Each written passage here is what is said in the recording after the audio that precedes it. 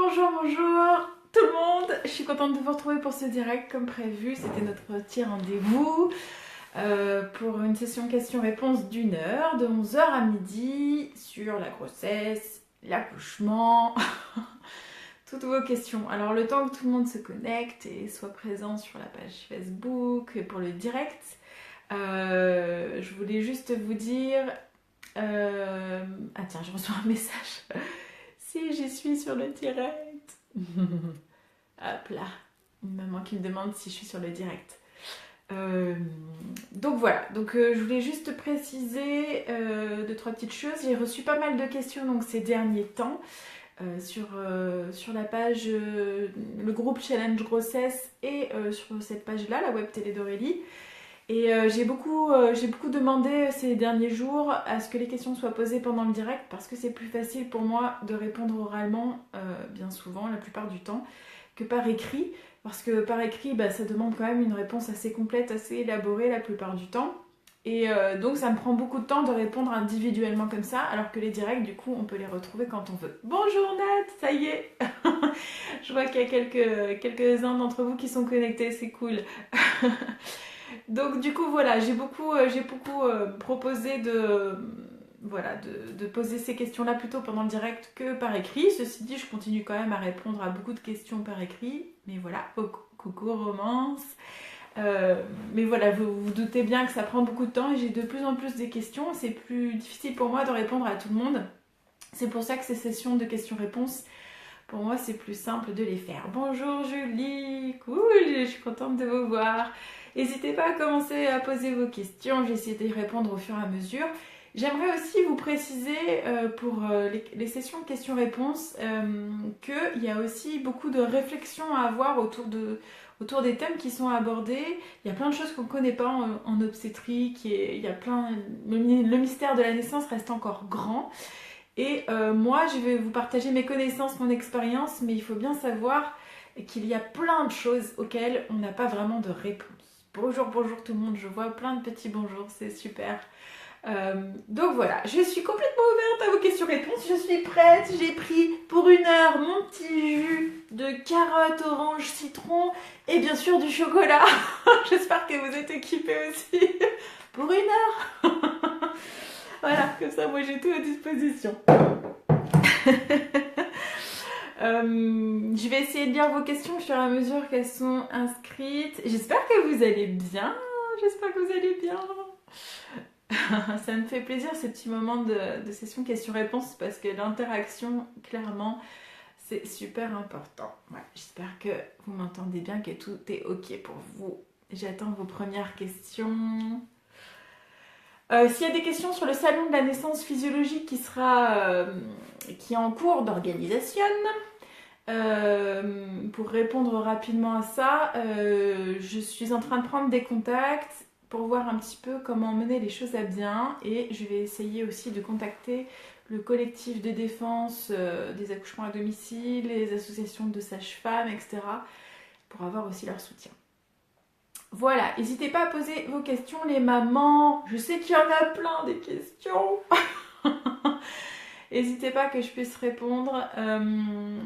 Je vais normalement publier aussi bientôt quelques vidéos là. Il y a à nouveau une vidéo d'Isabelle Brabant. Et puis il va y avoir aussi l'interview aussi sur les animaux. Donc ça m'avait été demandé déjà il y a 15 jours et j'ai pas encore eu le temps de m'en occuper. Mais ça sera publié bientôt, une interview donc avec une vétérinaire qui a bien voulu répondre aux questions pour comment faire avec bébé, nouveau-né et que ça se passe bien avec les animaux de compagnie. Voilà. Nat, youpi. Je vous donnerai des nouvelles de toute façon du salon de la naissance physiologique au fur et à mesure que ça avance et dès que j'ai plus d'infos. Je pense aussi que je vais lancer une demande pour voir qui a envie de participer au salon pour qu'on soit une petite équipe de réflexion autour de ça. Voilà, comment vous allez les mamans? Comment vous allez? Je vois plein de petits bonjours, j'aimerais savoir comment vous allez, racontez-moi. Comment ça se passe pour vous? N'hésitez pas à me dire dans les commentaires. Je suis là pour vous pendant 1 heure, hein, vraiment. Alors, que conseilles-tu contre les crampes la nuit à 6 mois de grossesse? Déjà parlé à ma sage-femme, elle m'a donné des vitamines, mais ça ne fonctionne pas, des vitamines. C'est plutôt le magnésium, en général, les crampes, et bien boire.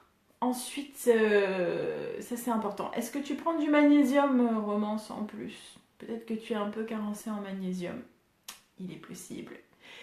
Moi, ce que j'aime bien en général, c'est conseiller aussi de la spiruline pendant la grossesse. Et en homéopathie aussi, tu peux prendre pour les crampes.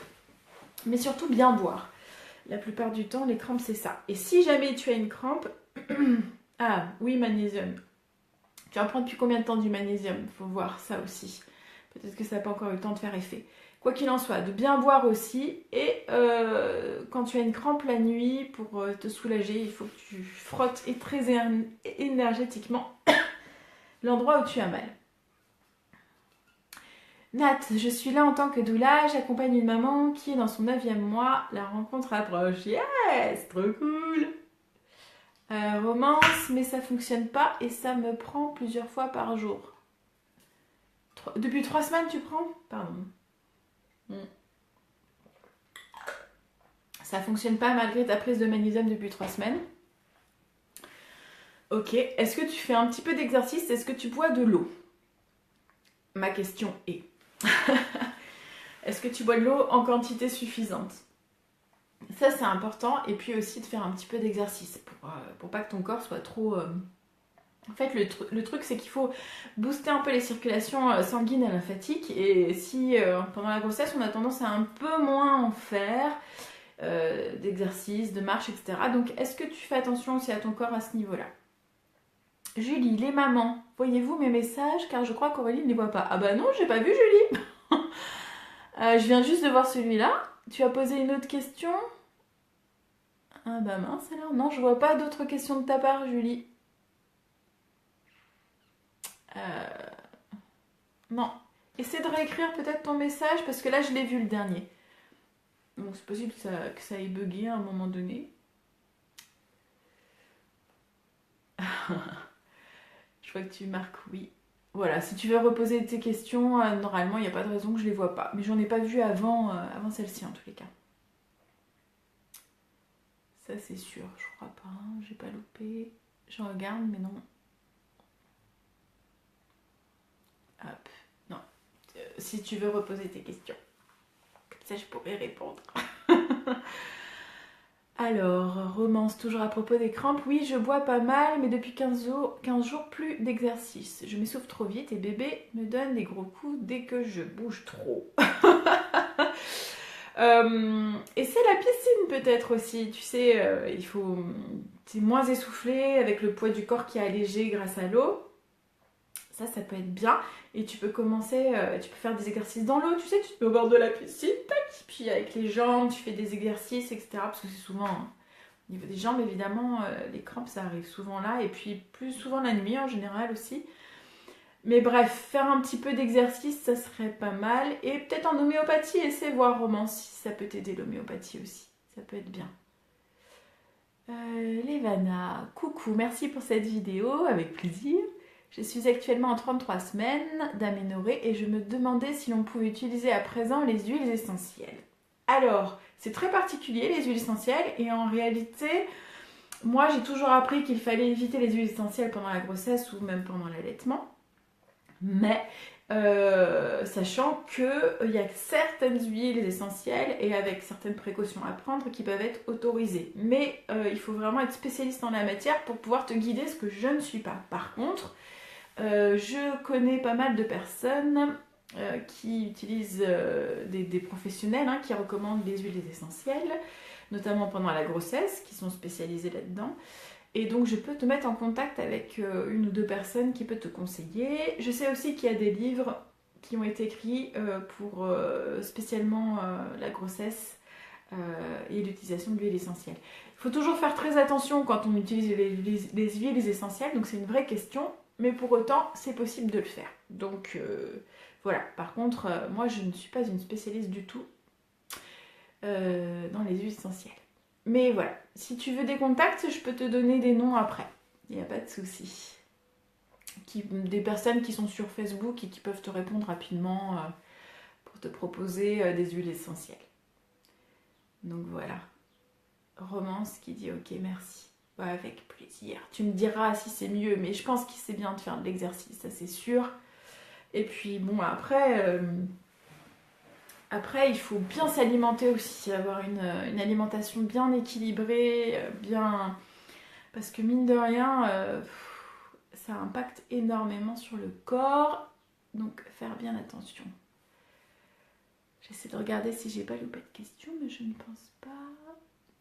Dites-moi si ça vous va, mes réponses, ou si vous voulez plus d'infos. Ah oui, pour les huiles essentielles, si tu peux me mettre en message privé que je puisse ne pas oublier, parce qu'à la fin du direct, je risque de zapper, donc n'hésite pas à me mettre en MP pour avoir les contacts si tu veux les contacts des personnes pour les huiles essentielles.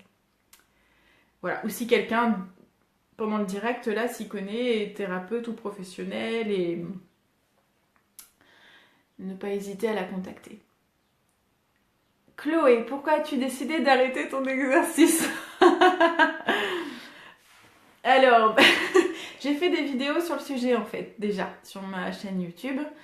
Mais pour résumer très très brièvement, j'ai eu quelques problèmes pour concevoir mon bébé. J'ai mis 7 ans à le concevoir en fait, et donc j'ai été suivie en PMA, procréation médicalement assistée, et j'ai fait des FIV. Donc, parallèlement, je continuais mon activité de sage-femme, sauf que 7 ans, c'est très long, et à un moment donné, je me suis essoufflée, c'était très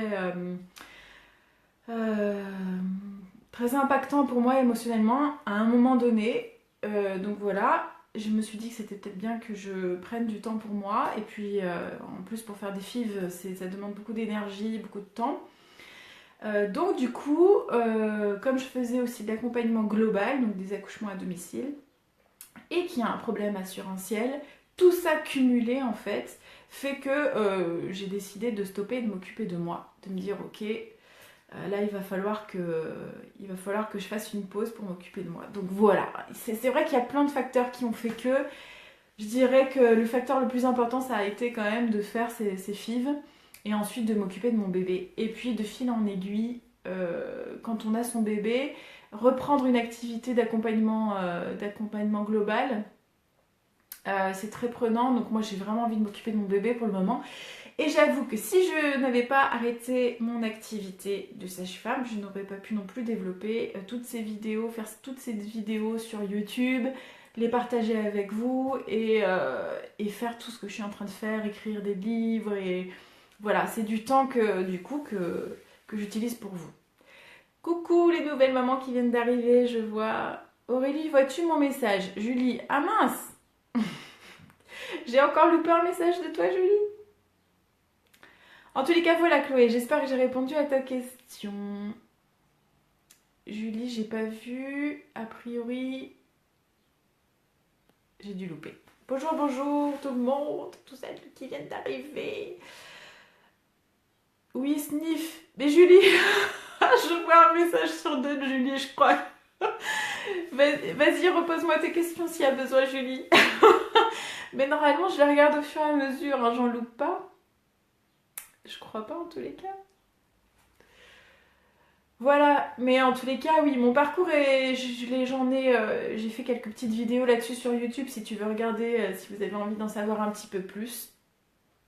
C'est vrai que le parcours, il y a de plus en plus de femmes qui ont des problèmes de stérilité, et on souffre pas mal de ça. Il y a beaucoup de facteurs environnementaux, les perturbateurs endocriniens notamment. Voilà, plein de choses qui font qu'on a du mal à concevoir nos bébés, et on a du mal aussi à vivre la grossesse parce que notre organisme est déjà très très déséquilibré à la base. Donc c'est vrai que c'est pas tout à fait... c'était pas comme il y a 50 ans. On a affaire à d'autres choses qui nous polluent un petit peu plus. Chloé, je comprends tout à fait ta décision. Merci de ta réponse. Juste une dernière. Penses-tu reprendre un jour à l'hôpital ou autre? Alors, je suis une sage-femme qui aime profondément la physiologie. et qui souhaite accompagner la physiologie le plus possible, du mieux que je peux. Et en l'occurrence, accompagner la physiologie, pour moi, c'est plus facile de le faire dans un accompagnement global. Donc de suivre la maman, le couple, toute la grossesse, d'être présente pour l'accouchement et après. Donc c'est vrai qu'à l'hôpital, comme c'est très compartimenté, hein, tu es soit en suite de couche, soit en salle d'accouchement, soit en grossesse à risque, soit postpartum, enfin bref. Et donc du coup c'est plus de l'accompagnement global, donc moi c'est ce que j'aimerais faire si je reprends évidemment. Et je suis plutôt une sage-femme qui souhaite travailler aussi soit en maison de naissance, soit de continuer à faire de l'accompagnement global, c'est-à-dire des accouchements à la maison, à domicile. Voilà. Donc soit en maison de naissance, soit l'accompagnement à domicile, sachant qu'en France, ça bloque encore beaucoup, donc c'est possible qu'il y ait du temps qui se passe avant que je reprenne. Mais je n'envisage pas évidemment d'arrêter complètement mon métier de sage-femme. On verra plus tard en tous les cas. Pour le moment, j'ai d'autres choses qui se profilent à l'horizon, je dois avouer, et plein de projets, donc je suis motivée. Alors, j'ai peut-être loupé quelques questions. Ah tiens, des questions sur épilation, la cire, etc. Alors, romance, la cire ou la crème épilatoire pour bikini, est-ce dangereux pendant la grossesse? Anaïs, quelle épilation conseilles-tu le jour J? Alors, pas de crème épilatoire. No, no, no, no, no, no, no. Beaucoup trop chimique. La cire... Bon, alors, soyons honnêtes, soyons clairs, soyons franches. C'est uniquement pour vous sentir bien si vous vous épilez. Il n'y a aucune indication médicale à s'épiler, on est bien d'accord. Pour accoucher, hein. Vous pouvez accoucher avec ou sans poil, ça n'a aucune incidence, aucune importance. À part vous sentir bien, etc. Donc du coup, ce que vous pouvez faire, la cire, c'est valable pour 3 semaines, ça dure 3 semaines. Donc le dernier mois de grossesse, si vous avez vraiment envie d'être épilé, voilà, bah, à ce moment-là, faites-le à la cire, à peu près 3 semaines avant la date du terme, plus ou moins, pour pouvoir vous sentir bien. Mais il n'y a aucune indication médicale à le faire, vous n'êtes pas du tout obligé de le faire, c'est vraiment pour vous. Voilà, vraiment pour vous. Ça fait mal quand même. Ça fait mal à la cire, mais si vous le sentez, faites-le. Après, je sais que j'ai beaucoup de mamans, beaucoup plus que vous ne le pensez, je pense, qui se font épiler ou raser par leur conjoint. Yes, yes, yes. J'ai eu beaucoup de mamans qui m'ont dit que c'était leur homme leur compagnon ou compagne, qui le faisait. Mais voilà, c'est pas indiqué sinon à proprement parler médicalement. Sabrina, bonjour. Aujourd'hui à 39 semaines d'aménorrhée, ma petite est encore très haut et je marche beaucoup, fais les courses, danse avec ma fille aînée, mais rien n'y fait. Qu'est-ce que je peux faire de plus? Alors déjà, ne t'inquiète pas parce que a priori donc c'est pas un premier bébé. Quand c'est pas un premier bébé, un deuxième, troisième, etc., souvent les bébés sont plus haut et descendent plus tard dans le bassin que pour un premier par exemple. Un premier, il a tendance à se caler dans le bassin assez rapidement et pour d'autres bébés, pas forcément. Ils sont souvent haut perchés et donc c'est pas du tout un souci en fait, réellement. Après, ce que tu peux faire, c'est très bien de faire de l'activité, de danser. Je trouve ça génial, c'est très bien, ça va lui permettre de prendre sa place. Après, tu sais, il n'y a aucun souci. Ça va plonger d'un coup en fait, ça va descendre d'un coup. Si tu as quelques doutes ou que tu as envie de faire des petites choses, peut-être essayer avec l'aptonomie pour lui proposer de descendre dans le bassin, au niveau vers le sacrum, etc., vers le périnée. Tu peux faire un petit peu d'apto. Ou sinon, ce que tu peux faire aussi pour t'assurer en fait qu'il n'y ait pas de tension au niveau de ton bassin, d'aller voir un ostéopathe. Moi, je recommande souvent d'aller voir un ostéopathe le dernier mois de grossesse pour vérifier justement qu'il n'y ait pas de soucis, de déséquilibre, de tension au niveau du bassin qui fait que le bébé ne puisse pas s'engager correctement. Voilà. Mais sinon, moi, je ne m'inquiéterai pas plus que ça non plus. T'inquiète pas, voilà. Si tu as vraiment besoin de te rassurer à ce moment-là, je te dis avec l'aptonomie et l'ostéopathie. Sinon, pas de soucis. Anaïs, en cas de déchirure ou épisio, les poils ne sont pas embêtants pour la cicatrisation.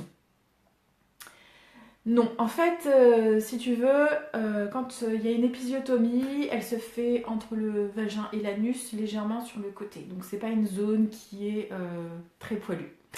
Donc c'est pas très embêtant.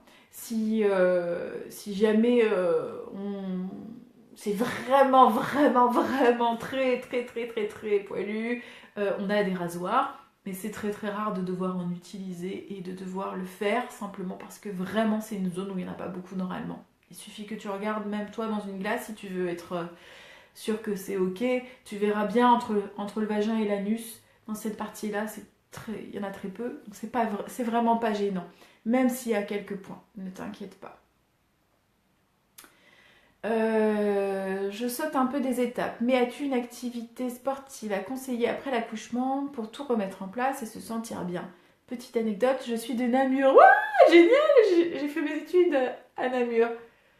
J'aurais aimé accoucher à la maison de naissance de l'Arche de Noé, mais pour des raisons médicales, je ne pourrais pas. Ah, quel dommage! Ah là là! Super équipe à l'Arche de Noé, d'ailleurs, de sage-femme. Donc les étapes pour une activité sportive. L'activité sportive que je peux recommander, donc déjà, il faut attendre au moins un mois pour qu'au niveau hormonal ça se rééquilibre et que tu puisses aussi un petit peu prendre conscience de ton périnée pour pas qu'il y ait trop de pression en fait sur ce périnée. Moi, j'aime bien recommander d'attendre un mois avant de faire une activité un petit peu plus soutenue. Par contre, durant ce premier mois, si tu te le sens, n'hésite pas à faire des exercices de tonie, donc de posture, équilibre, etc. Des postures asymétriques. Donc c'est un peu comme du yoga si tu veux. Par exemple, tu t'allonges par terre sur le dos, tu vas mettre un genou du côté gauche par exemple et tu tournes ta tête du côté droit pour créer une espèce de torsion au niveau du corps. C'est des exercices très doux à faire. L'eutonie, moi j'aime beaucoup. Si tu connais une sage-femme qui fait de l'eutonie,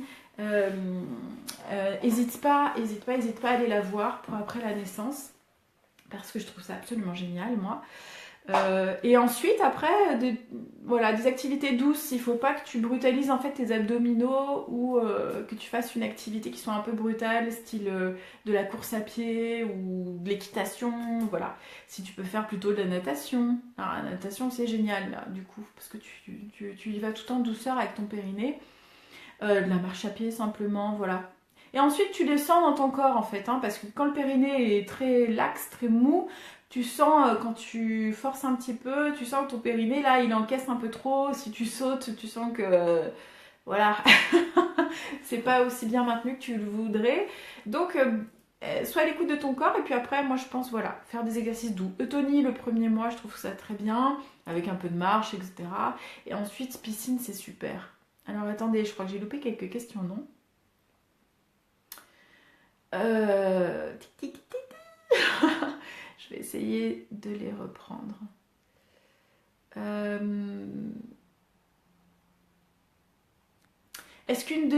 Julie, est-ce qu'une deuxième épisio est faite sur la cicatrice de la première? Oui, en général, on essaie de la faire sur la cicatrice. Effectivement. Ceci dit, quand même, je complète aussi ta réponse. C'est pas parce qu'il y a déjà eu une épisiotomie que tu auras forcément une deuxième épisio, mais c'est vrai que les tissus sont fragilisés à cet endroit-là, donc si c'est plus amené à craquer dans cette zone. Voilà, mais après j'ai fait pas mal de vidéos aussi sur les épisiotomies et déchirures du périnée pour pouvoir protéger ton périnée. Que ça soit positionnel, que ça soit de la gestion au niveau du souffle, etc. N'hésite pas à regarder ces vidéos aussi pour éviter une épisio. Parce que je préfère, moi, qu'il y ait une déchirure légère qu'une épisiotomie. Ça cicatrise 1000 fois mieux les déchirures quand elles sont légères au premier degré. Romance, la rééducation du périnée est-elle obligatoire? Ma sage-femme m'a calé sur 10 séances, mais on m'a dit que le périnée pouvait se remettre seul. Alors, c'est une très bonne question et qui est de plus en plus effectivement... on remet en question ces séances de rééducation du périnée, mais j'explique pourquoi. En fait, Quand on est dans la physiologie, toujours la physiologie, hein, grossesse qui s'est bien passée, une prise de poids pas excessive, qu'on fait de l'exercice, que notre corps est en forme en fait, hein, que l'accouchement s'est bien passé, donc pas en position gynéco à pousser pendant des heures, pas de péridurale, un accouchement physiologique, pas de produits chimiques dans les veines, hein, et que voilà, si tout ça s'est bien passé, le périnée normalement, comme tout le reste du corps, se rééquilibre et donc du coup on n'a pas forcément besoin de faire des séances de rééducation du périnée comme on l'imagine. Pour autant, je pense que c'est quand même important de s'occuper de son corps, de prendre conscience de son périnée, et c'est vrai qu'il n'y a que pendant la grossesse, l'accouchement et après l'accouchement qu'on en parle. En dehors de ça, dans la vie d'une femme, à part avoir une incontinence urinaire par exemple, un prolapsus, etc., on n'en parle pas. Les femmes ne savent pas ce que c'est que leur périnée si elles n'en ont pas entendu parler après l'accouchement. Donc du coup, je pense que c'est important de savoir ce que c'est, comment le protéger et comment faire pour le muscler. Parce que le périnée, ce n'est pas uniquement que maintenir les organes, c'est déjà énorme d'ailleurs, hein, pour éviter les incontinences urinaires, les fuites urinaires, mais c'est aussi une zone qui apporte du plaisir pendant les relations sexuelles. S'il est bien musclé, vous pouvez aussi améliorer vos orgasmes, vos relations sexuelles. Vous pouvez aussi... en fait, c'est une zone qui est vraiment méconnue et qui, qui permet vraiment, sur plusieurs plans, en fait, de prendre conscience de la globalité de votre corps et comment il fonctionne. Donc, je trouve que c'est important de profiter de ces séances, même si a priori votre périnée est quand même correct, de profiter de ces séances pour prendre conscience de votre corps. Pendant les séances de rééducation du périnée, normalement, vous pouvez très bien avoir... on ne fait pas que des touchés vaginaux dans le périnée pour vous guider pour faire des exercices. D'ailleurs, vous pouvez très bien ne pas avoir de touchés vaginaux du tout pendant la rééducation du périnée, puisqu'il existe plusieurs méthodes de rééducation du périnée. J'ai fait une vidéo aussi là-dessus, sur toutes les méthodes qui existent pour la rééducation du périnée. Et je parle de l'eutonie et je parle aussi du fait qu'on peut ne pas avoir du tout de touchés vaginaux pendant la rééducation du périnée. Voilà. J'espère que j'ai répondu à ta question, Romance. Tac, tac, tac. Anaïs, à partir de quel mois peut-on commencer à masser son périnée? Quelle huile utiliser? Alors, moi je suis terrible là-dessus parce que je ne suis pas spécialement pour le massage du périnée, donc je vais vous expliquer pourquoi. Pourquoi je ne suis pas spécialement pour? Parce qu'en fait le corps a tout prévu pour la naissance, pour l'accouchement. Hein, tout. Donc vous produisez de la relaxine qui va faire que vos muscles se détendent. D'ailleurs, vous le voyez d'entrée de jeu parce que votre ventre se gonfle, la peau se distend, mais surtout les muscles sont capables, vous le voyez bien, les abdominaux, de pouvoir s'écarter, s'étirer et s'éloigner. On appelle ça un diastasis des grands droits. C'est un peu compliqué comme terme, c'est simplement pour vous expliquer que les abdominaux qui sont devant, les grands droits, en fait, ils sont capables, hop, de s'écarter et de s'étirer. Bref, pour laisser le bébé passer, prendre de la place, grandir dans votre ventre. Au niveau du périnée, le périnée s'imbibe d'hormones. D'ailleurs, chez certaines femmes, on peut observer que les lèvres deviennent un petit peu plus foncées. Tout comme vous pouvez aussi avoir la ligne médiane au niveau du ventre, vous savez, cette fameuse ligne du nombril jusqu'en bas. C'est une petite ligne brune.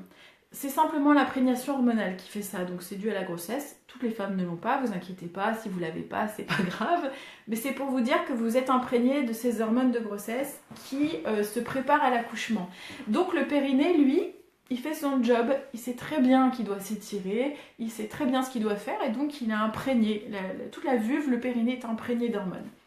Pour laisser passer le bébé. Et donc ce massage du périnée, pour moi, c'est un peu un non-sens, puisque de toute façon, le corps fait ce qu'il faut pour laisser passer bébé. L'avantage de masser son périnée, si tenté, je trouve que c'est un avantage, mais du moins, ça serait le point positif que j'en sortirais, c'est que vous pouvez prendre conscience de votre périnée. Mais sincèrement, j'ai jamais conseillé à personne de masser son périnée pour préparer à la naissance, parce que je trouve que c'est pas utile. Ce qui est important par contre, c'est de savoir ce qu'est le périnée, comment le détendre. Mais en fait, vous pouvez le faire déjà maintenant tout de suite. Vous êtes assise, donc sur votre périnée, les os des fesses, les ischions, mais sur votre périnée. Être capable de sentir que quand vous respirez, par exemple, vous prenez une grande inspiration, vous sentez votre périnée qui bouge et essayez de le contracter, hop, de serrer. Donc vous faites comme si vous vouliez serrer l'anus, le périnée, tout, comme si vous vouliez retenir un jet d'urine et des selles en fait. Vous contractez les deux et vous relâchez. Être capable de relâcher son périnée, pour moi, ça, c'est important. Parce que pour la naissance, la plupart des femmes, inconsciemment, ont tendance à contracter leur périnée et ne savent plus le relâcher par la suite. Parce qu'elles n'ont pas suffisamment de connaissances sur cette partie de leur corps. Donc savoir relâcher son périnée, ça c'est important pour moi. Beaucoup plus que les massages. Voilà. Je sais que je suis à contre-courant de certaines personnes qui proposent le massage du périnée, mais voilà, c'est mon point de vue. Donc j'espère que ça t'a aidé, Anaïs. En tous les cas, réconfortez-vous par rapport aux capacités de votre corps. Il n'y a pas tant de choses que ça à préparer pour la naissance. Romance, le travail pour un accouchement sans péri dure-t-il plus longtemps qu'avec la péri? Comment s'y préparer? Alors attends, je vais essayer de comprendre ta question. Le travail pour un accouchement sans péri dure-t-il plus longtemps qu'avec la péri? Alors, tu veux dire la durée des contractions, si elle dure plus longtemps quand on n'a pas de péri? Est-ce que c'est ça la question, Romance? Juste précise pour voir si j'ai bien compris ta question. Est-ce que tu es en train de me dire qu'il y a plus d'heures de contraction quand il n'y a pas de péri? Est-ce que c'est ça la question? Anaïs, super, merci. De rien, Anaïs. J'espère que j'ai bien répondu à ta question. Oui, c'est ça. Ok, Romance. Non. En fait, c'est même le contraire la plupart du temps. Mais je vais vous expliquer, il y a deux scénarios en fait. Quand vous arrivez pour l'accouchement, si vous voulez une péridurale d'entrée de jeu par exemple, on vous pose la péridurale. Ce qui se passe, c'est que la péridurale, on va ralentir les contractions et parfois même les stopper si la péridurale est posée trop tôt. C'est pour ça qu'il y a aussi tout un compromis entre le désir de péridurale et le moment de la pause avec l'équipe. Parce que si on pose trop tôt, on peut stopper le travail, ce qui est quand même très ennuyeux. Mais de toute façon, quoi qu'il arrive, la péridurale va ralentir les contractions et du moins va modifier l'intensité et donc l'efficacité des contractions.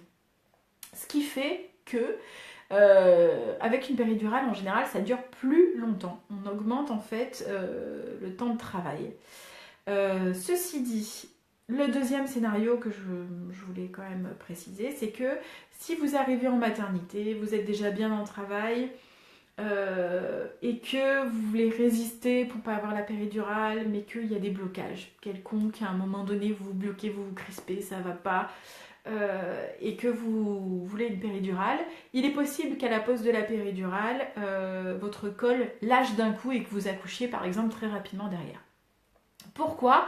Parce que en fait l'anesthésie a fait relâcher votre utérus. Comme je vous disais, ça rend les contractions moins efficaces parce que ça provoque un relâchement. Mais du coup, le col aussi se relâche avec la péridurale dans certaines circonstances uniquement. Attention, hein. C'est pas parce que vous allez avoir une péridurale que vous allez accoucher vite derrière. Vous avez bien compris, il y a deux situations bien distinctes. Et donc du coup, si vous êtes trop crispée, trop anxieuse et que en fait vous bloquez la sortie du bébé inconsciemment, cette péridurale, du coup, peut faire un effet positif en relâchant tout ça. Voilà. Aurélie, d'où peut provenir le liquide teinté vert? Lors de mon accouchement, c'est ce qu'il y a eu et il n'arrivait pas à me dire d'où ça peut venir. Merci. Je vais te dire ça tout de suite, effectivement. En fait, normalement, le liquide amniotique à l'intérieur de l'utérus, dans lequel baigne le bébé, est un liquide clair. Comme de l'eau, parfois on retrouve quelques petits flocons de neige, comme ça j'aime bien dire des flocons de neige, c'est un petit peu blanc par endroits, mais c'est clair comme de l'eau. Sauf que il arrive que bébé puisse être en souffrance à un moment donné. Et alors souffrance toute modérée, Aurélie, ne t'inquiète pas non plus. Il y a, on va dire qu'il y a plusieurs degrés dans l'urgence, en tous les cas, pour un bébé. Mais quand il commence à ne pas être bien, à ne pas être confortable du tout, parce que les contractions sont trop fortes ou trop intenses, que c'est trop long, etc. À ce moment-là, il est un petit peu privé aussi, un peu plus longtemps d'oxygène, il est moins oxygéné, il est moins bien et moins confortable. Donc ce qui va se passer, c'est que pour privilégier d'oxygéner ses organes vitaux, il va relâcher les autres organes, dont les intestins, qui ne sont pas vitaux. Donc il va privilégier par exemple le cerveau, le cœur, etc. Au détriment de ses intestins. Donc les intestins, comme ils sont moins bien irrigués, moins bien oxygénés, ils vont se détendre et se relâcher. Or, ce qu'il y a dans les intestins d'un bébé, dans le ventre, ce ne sont pas des selles comme nous, mais du méconium.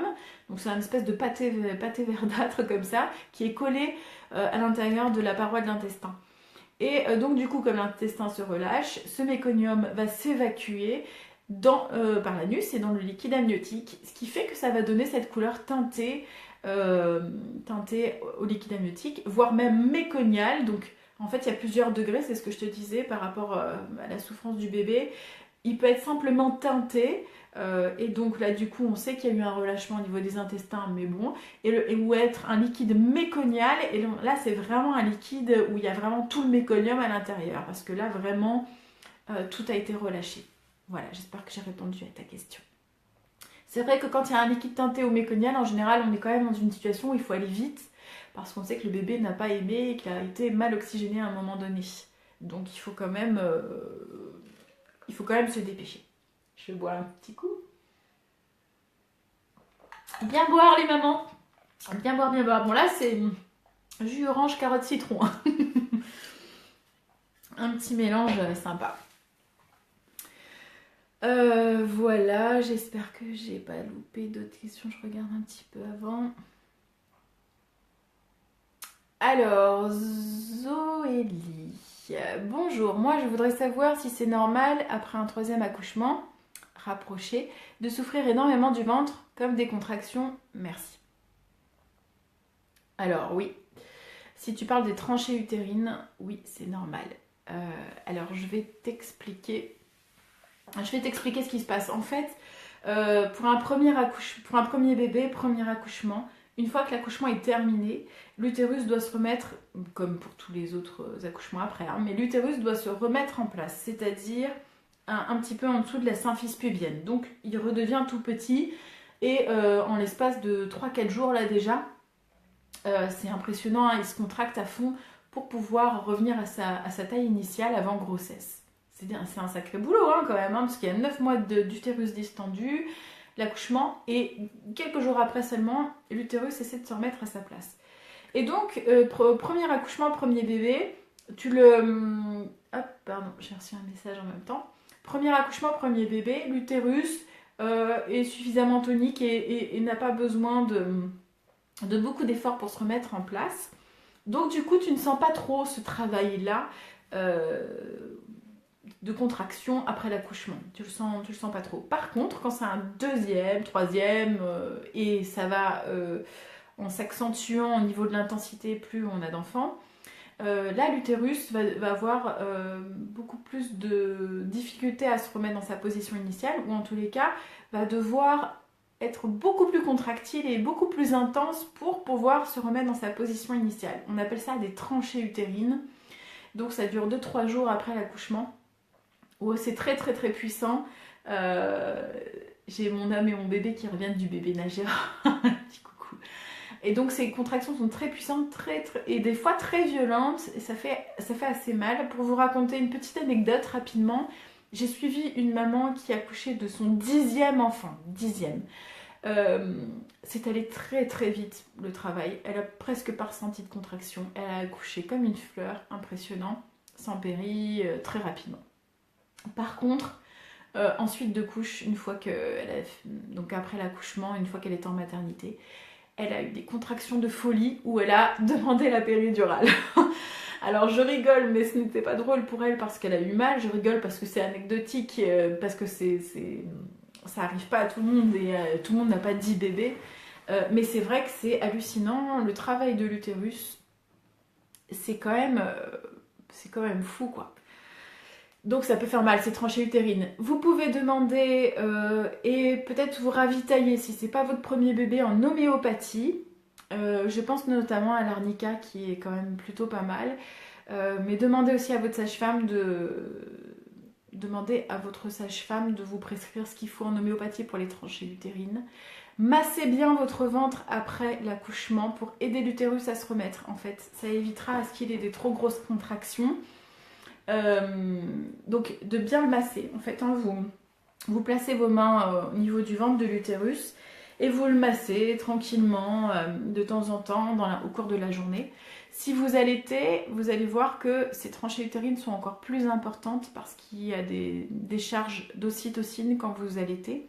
L'ocytocine permet l'éjection du lait, mais c'est ça aussi qui donne les contractions. Donc en général, quand on allaite, on a encore des tranchées utérines encore plus puissantes. Donc utiliser de l'homéopathie, faire des massages, il y a des petites choses pour vous soulager, donc faut vraiment pas hésiter à les utiliser. Je vois qu'il y a des questions qui défilent, j'espère que ma réponse te va. Oui, c'est vrai que mon premier ça a été, ma deuxième ça a été plus douloureux, mais alors là, bébé 3 à 4 mois, je souffre encore. Encore maintenant? À 4 mois après l'accouchement, ok. Alors là, du coup, ça serait peut-être intéressant. Est-ce que tu es allé voir un ostéopathe? Et sinon, je te propose aussi de faire du rebozo. Qui est une méthode pour resserrer un petit peu le bassin, etc. Je ne sais pas si tu connais, mais si tu ne connais pas, essaie de te renseigner si tu as sage-femme ou doula ou thérapeute ou tout autre professionnel qui peut te faire, c'est une méthode, donc le rebozo qui est pas mal. Et sinon ostéopathe, hein, quand même, essaie de voir parce que jusqu'à 4 mois après l'accouchement, ça fait beaucoup, moi, il me semble. Essaie de voir. Romance, déconseilles-tu une soirée barbecue chez un pote à une semaine de l'accouchement, sachant qu'il est à 300 mètres de l'hôpital? Mais pas du tout. Mais pas du tout. Faites-vous plaisir jusqu'au bout. Faites-vous plaisir jusqu'au bout, évidemment. Et mangez jusqu'au dernier moment. Et vraiment, dernier moment. Faites-vous plaisir. Ne vous contraignez pas, vous n'êtes pas malade quand vous êtes enceinte. Vous n'êtes pas malade. Donc mangez, buvez, bon évidemment hein, vous avez compris, hein, équilibré et de ne pas boire de l'alcool, hein, on est d'accord. Mais au contraire, faites-vous plaisir, c'est comme ça aussi que vous allez faire en sorte que tout se passe bien. Vous allez sécréter les bonnes hormones, les bonnes endorphines, donc au contraire faites-vous du bien les mamans. Nat qui dit rebozo, oui, bah oui, carrément. Peut-être que tu peux dire aussi, Zoélie, où tu habites, comme ça, si jamais il y a quelqu'un qui fait du rebozo près de chez toi et qui est sur le groupe, sur mon groupe La Web Télé d'Aurélie, là, dans la communauté, peut-être que tu peux avoir des contacts avec quelqu'un, parce qu'il y a beaucoup de doulas, beaucoup de sages-femmes aussi qui me suivent sur ce groupe Facebook, et je suis persuadée qu'il y en a qui pourraient te proposer, si tu précises dans quel coin tu es, ça peut être bien, donc n'hésite pas. Je ne sais pas quelle heure il est les mamans. What time is it please? Qui c'est qui peut me donner l'heure? Je peux pas regarder et moi j'ai pas de montre, il faut que je me prenne une montre. Chez Indian Time comme on dit chez moi. Si quelqu'un peut me dire l'heure, ça serait cool. Zoélie, merci beaucoup, je suis du Pas-de-Calais. Ok, ça roule. Ça roule. Une petite... il est 11h30, ok. 11h45. Qui dit mieux? Bon, ça a l'air d'être 11h45. Ok, ça marche. Il reste un dernier petit quart d'heure. S'il y a encore des questions, dites-moi. Vous me faites rire. Bon, ok, voilà. Je regarde si j'ai pas loupé des questions, on sait jamais. Je crois pas. Tac. Ah oui, je vois Aurélie que tu as répondu. Merci beaucoup, c'est vrai, ils ont accéléré le travail avec une perfusion. Bah oui, c'est sûr. Y a-t-il des moyens de se préparer pour un accouchement sans péri? Ma sage-femme me dit qu'elle m'y préparera, mais comment? Alors là, oui. Sachez quand même, les mamans, c'est très très important. Surtout moi qui viens de finir un livre quand même, Accoucher sans péridurale. Il faut savoir que la clé et les compétences, le potentiel est chez vous et chez personne d'autre que vous. Et donc du coup ce n'est pas quelqu'un d'autre qui va vous faire accoucher sans péridurale, c'est vous qui allez accoucher sans péri. Et c'est vous qui allez exploiter votre potentiel, votre force, votre puissance. Donc c'est important de puiser des outils qui peuvent vous être utiles chez votre sage-femme, chez toutes les personnes qui peuvent vous accompagner à ce moment-là, d'être inspiré pour voir quels outils pourraient vous aider et de demander à votre sage-femme aussi de vous accompagner vers quelque chose qui peut vous aider. Si vous êtes plus attiré vers la sophrologie ou vers l'autonomie, etc., à ce moment-là, effectivement, peut-être de vous orienter un petit peu plus là-dedans. Mais sachez quand même qu'il n'y a que 8 séances de préparation à la naissance. Je dirais même 7, puisqu'il y en a une qui est faite juste pour faire le dossier, faire connaissance, etc. En 7 séances de préparation, sachant que sur ces 7 séances, on parle de la grossesse, l'accouchement et de l'après-accouchement, c'est complètement insuffisant pour se préparer comme il faut, parce que c'est trop court. Donc il faut lire des bouquins, regarder mes vidéos et aller un petit peu plus loin dans son quotidien, dans son... par exemple, si vous voulez expérimenter la relaxation, c'est pas en faisant 4 ou 5 séances uniquement pendant les 9 mois de grossesse que vous allez pouvoir aller vraiment au bout de ça. Donc il faut l'expérimenter régulièrement. En fait, c'est simple. Vous avez le potentiel, seulement effectivement on a une perte de confiance en nous et ça c'est sociétal, c'est culturel, j'ai envie de dire. On ne sait plus comment utiliser notre corps, ni comment l'écouter, ni comment se faire confiance. Donc il faut recréer tout ça pendant la grossesse et il faut essayer de trouver des outils qui vont nous permettre d'exploiter ce potentiel-là que l'on a au fond de nous. Ensuite, il faut aussi que son compagnon ou sa compagne puisse être suffisamment informé pour pouvoir vous aider parce qu'on n'accouche pas dans des circonstances qui sont naturelles, étant donné qu'on accouche dans des hôpitaux pour la plupart d'entre nous. Donc, quand on accouche dans un hôpital, ce n'est pas naturel, c'est pas inné d'être à l'aise dans un hôpital et dans une salle d'accouchement du tout. Et donc, du coup, il faut quand même s'y préparer. Donc, il y a déjà ces 8 séances, c'est déjà bien, mais il faut aller quand même plus loin. Tac. Il y a un livre super qui prépare bien à l'accouchement sans péri, me disent où. Ouais, c'est lequel? Est-ce que tu as le titre pour le partager? Stéphanie, on me prévoit un petit bébé. Est-ce vrai qu'il faut que je dorme côté gauche? Je ne sais pas quoi faire pour qu'elle grossisse. 5e percentile à 25 semaines d'aménorrhée. Waouh, ça c'est the question aussi. Alors déjà, alors là il y a tout un contexte.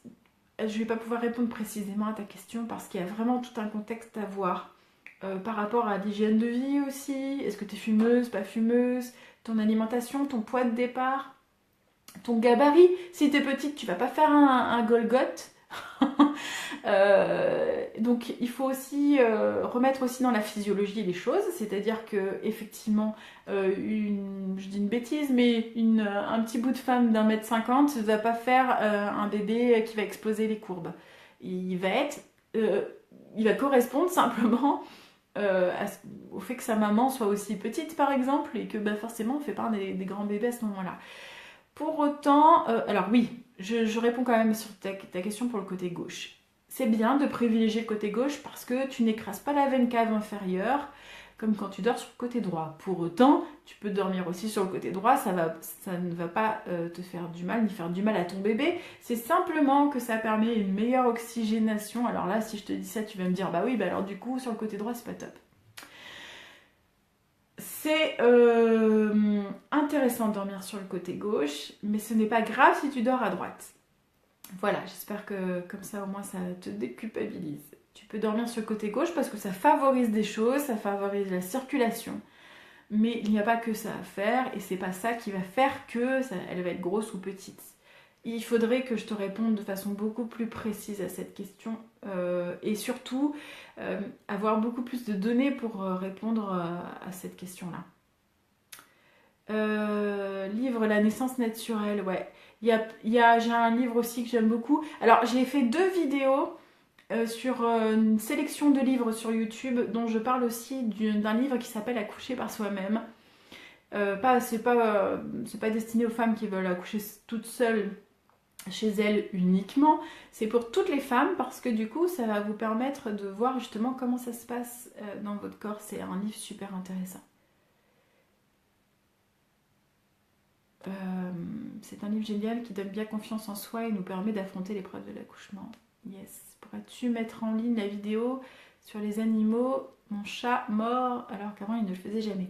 Oui, je vais mettre l'interview avec la vétérinaire pour l'accueil des bébés, une fois que l'accueil des bébés, que ça se passe bien quand ce bébé arrive à la maison, le retour à la maison avec les animaux de compagnie.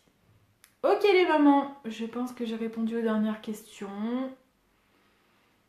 Voilà. J'espère que ça va pour vous. Je pense qu'on va arrêter direct là. Ne vous en faites pas, je referai... maintenant, tous les 15 jours, je propose des directs. Donc, n'hésitez pas... Décidément, Julie, j'ai loupé une de tes questions. C'est pas possible. Je regarde en arrière. Parce que c'est pas la première fois que tu me dis ça. Je vois rien, Julie, hein, je t'assure. Là, je suis en train de passer toutes les questions. Et je ne vois pas... Non, je vois pas de questions à toi, Julie. Je suis désolée. De rien les mamans. Je vous embrasse très fort, prenez soin de vous. Je vous souhaite un merveilleux week-end. Et je vais mettre en ligne déjà l'événement pour le prochain direct dans 15 jours. N'hésitez pas à vous inscrire en marquant participer pour que vous receviez une notification quand je commence le direct. Voilà, je vous embrasse beaucoup. Bon week-end. Merci d'avoir été là. J'adore passer ces moments-là avec vous, c'est trop chouette. Je vous embrasse. Bisous.